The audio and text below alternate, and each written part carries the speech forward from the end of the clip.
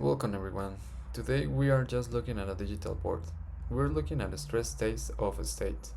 This mirror board is not a simple news list. It is a strategic interdependence map. I have placed a stability crisis in Minnesota at the absolute center because every headline we see today is a force that strips the state of its equilibrium. If you look at the top, I am carried the entire system to the water. I purposely connect the weather to the main title because the rain and the 48 degrees temperature act as a gray filter. It is not just a backdrop, it's a logistical complication. It depends spirits slow down emergency responses and complicates every other action of the ground. In systems thinking, we know that nothing happens in a vacuum. This cold, dreary Minnesota rain is our first environment stress factor, setting a somber tone for everything that follows. Let's move to the left. The immigration operation, this is our primary catalyst, a massive, unprecedented ice wraith. Now follow the most critical line in my system, the arrow coding the straight through the center toward the political axis. I've labeled this connection like lack of communication for a very specific reason. As my light blue stick note details, this wasn't a coordinated effort. The federal government failure to notify Governor Wells or Mayor Frey turned what could have been legal procedure into absolute political chaos. This arrows represents a fatal break in the chain of command. When communication failed at the top federal level, the result is gunshots and confusion at the local level. It shows a state government and a city hall that are being bypassed, creating a vacuum of authority that fuels the retribution and resistance we see in the headlines. Now look at the two arrows converging downward from the immigration operation and the political access toward the Twin Cities node. I connect these stories here because Minneapolis and St. Paul are the physical battlegrounds where these abstract political decisions become real. What the politicians argue in their office represents by the right side arrow, the actual rate is unfolding on Portland Avenue, represented by the left arrow. This yellow Twin Cities stick is the heart of the map. It reminds us that these aren't just right newspaper headlines.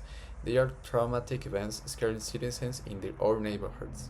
By connecting the political axis to the Twin Cities, I'm showing how a lack of verbal communication between leaders translates into physical presence of sirens and standoff situations in the streets. The economic connection, the domino effect. But a crisis stability isn't just about physical security, it's about institutional trust. Look at the arrow connecting the Twin Cities to the Blue Cross and seniors. I label this in the insurance crisis. Why are these connected? Because the social instability of a city is always reflected in its financial institutions. Blue Cross have reported a staggering $353 million loss. I have drawn a direct jagged line from the financial node back up to the political axis to show a feedback loop. This loss isn't just a corporate problem, it will force the same politicians who are currently distracted by ICE to solve a massive healthcare crisis for 150,000 seniors by 2027. This is the domino effect. The social crisis of immigration and the economic crisis of insurance are suffocating the government from both sides, leaving them with no room to breathe. At the bottom of my map, we find two notes that reflect the soul and the future of the states. First, a backyard battle. I connect this to the Twin Cities because the literal fight between foxes and coyotes over territory is a perfect biological mirror of ICE fight for immigration control. It's a conflict on an animal scale that echoes the human struggle above it. A fight for who belongs in the backyard of Minnesota. On the other hand, notice the arrow pointing away from the Twin Cities toward looking beyond retail. This is the only positive output connection in the entire system.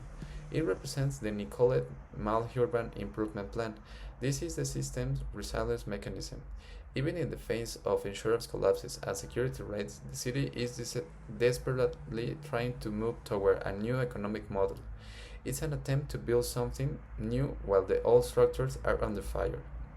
In conclusion, to close, I want you to step back and look at the full network.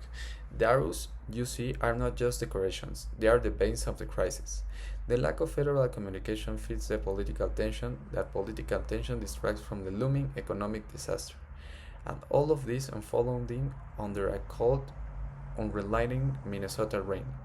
The systems provide that in our modern hyperconnected world, there is not such thing as an isolated news story.